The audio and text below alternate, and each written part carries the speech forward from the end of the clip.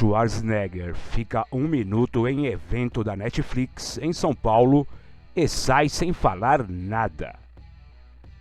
Arnold Schwarzenegger, 75 anos, fez uma aparição relâmpago e silenciosa no Tudum, evento promovido pela Netflix em São Paulo. O ator, que está no país para promover a série Fubar, subiu no palco antes do previsto na programação e apenas acenou para o público por cerca de 1 minuto.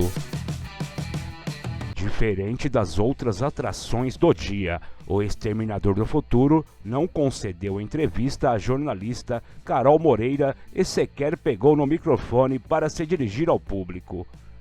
Schwarzenegger ainda cumprimentou alguns poucos fãs na grade antes de deixar o evento de vez.